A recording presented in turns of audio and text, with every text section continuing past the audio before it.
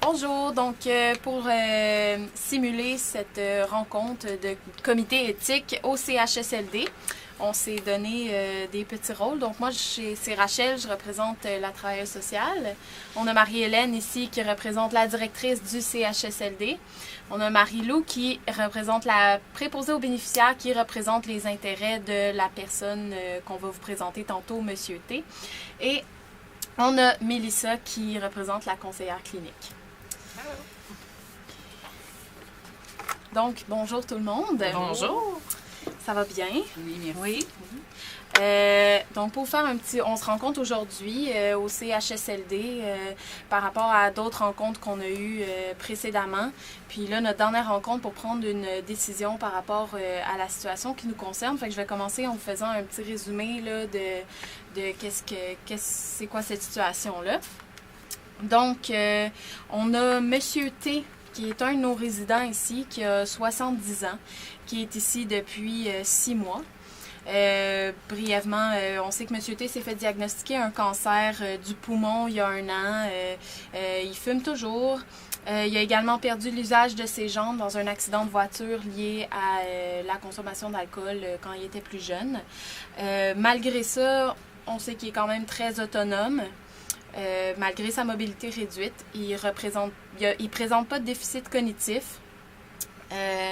Ses ressources financières, par exemple, on sait que M. T n'a pas beaucoup d'argent, elles sont plutôt restreintes, puis ses finances se composent surtout des rentes qu'il reçoit de la Société de l'assurance automobile du Québec.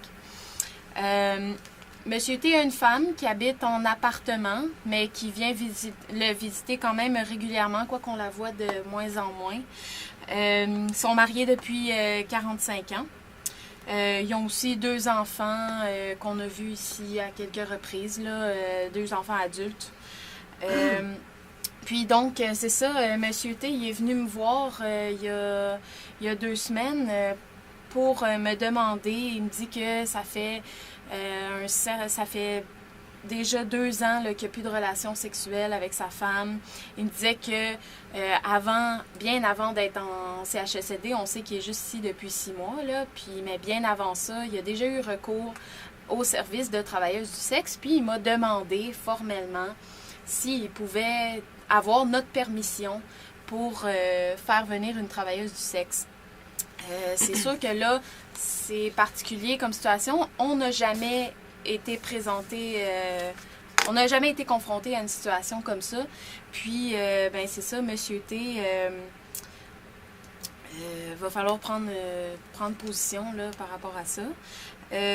On sait que ça arrive qu'il y a des travailleuses du sexe, on se doute, qui viennent des fois visiter des résidents. À date, ça n'a pas causé de problème, mais c'est toujours quelque chose d'informel qu'on fait pas à semblant de pas voir, mais donc ça change la situation. Qui est concerné par la situation? Moi, la travailleuse sociale, les membres du personnel administratif et intervenants. Les résidents du CHSLD aussi, c'est sûr que la venue de travailleuses du sexe, ça peut déranger, c'est sûr que ça touche la communauté. Puis, évidemment, Monsieur T. Juste aussi pour vous faire un petit wrap-up de notre première rencontre, on avait tout un peu donné des idées, donné nos impressions par rapport à ça. Je vais juste vous faire un résumé, comme ça on peut regarder ça peut-être avec un peu de distance et réfléchir par rapport à ça.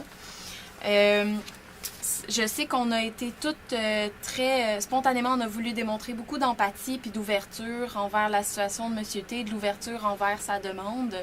On a beaucoup été interpellés, je pense, par les valeurs humanistes du travail social, le droit à l'autodétermination, la dignité, l'intégrité, le droit à une vie sexuelle. Aussi, on a été interpellés par des valeurs de protection. On s'est rendu compte aussi que peut-être M. T pouvait être vulnérable dans cette situation-là. Donc, on a montré de l'inquiétude par rapport à ça aussi. Mais également nos inquiétudes par rapport à la légalité. Je pense qu'on va pouvoir éclairer ça aujourd'hui, mais on se questionnait aussi sur l'aspect légal de faire venir une travailleuse du sexe dans un établissement gouvernemental. Aussi, on a aussi évoqué des valeurs démocratiques à une échelle plus large, là, donc des valeurs féministes. Donc, qu'on soit abolitionniste ou non, beaucoup d'entre nous reconnaissaient les enjeux, les jeux de pouvoir entre les sexes, là, en jeu dans la prostitution. Nos positions initiales, je sais qu'il y a des 4 d'entre nous, il y en avait 3 qui spontanément ont dit qu'ils permettraient la venue d'une travailleuse du sexe, avec certaines réserves, évidemment, par rapport à la légalité qu'on a mentionnée, puis aux valeurs démocratiques qui peuvent être un peu choquées par rapport à la prostitution, mais 3 d'entre vous disaient que... puis une d'entre nous, spontanément, n'aurait pas permis la venue d'une travailleuse du sexe en disant que elle...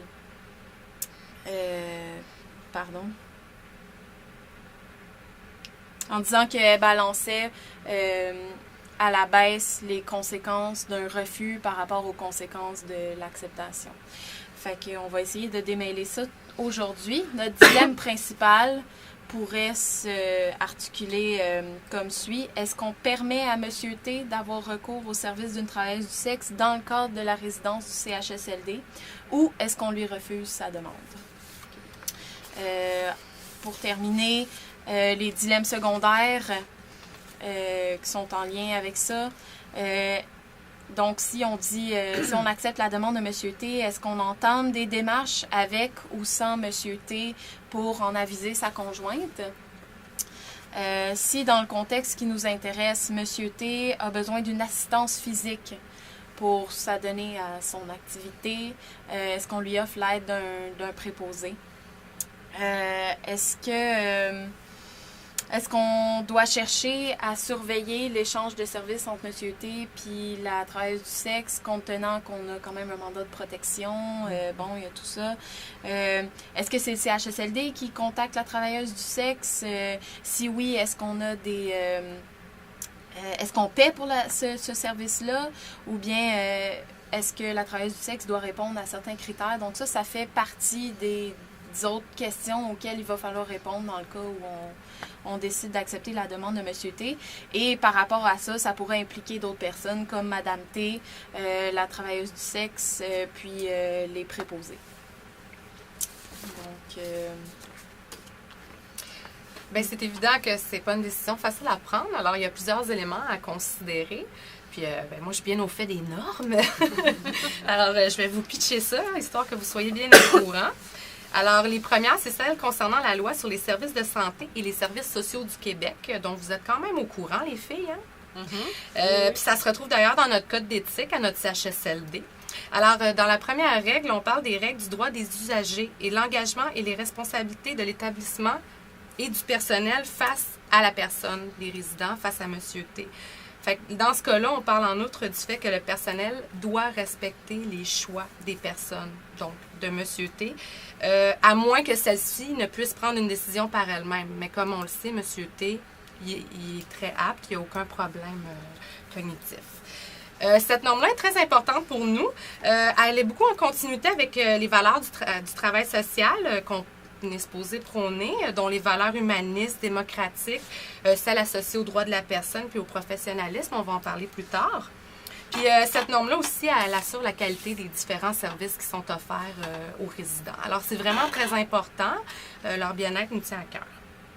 La loi stipule aussi qu'il faut respecter la vie privée et affective et l'intimité des usagers.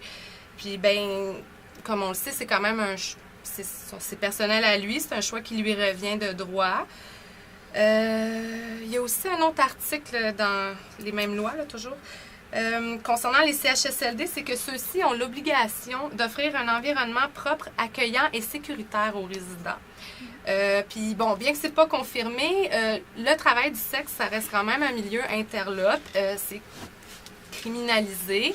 On ne sait pas à qui qu'on a affaire. Il peut quand même y avoir des dangers. Des fois, c'est associé à des gangs.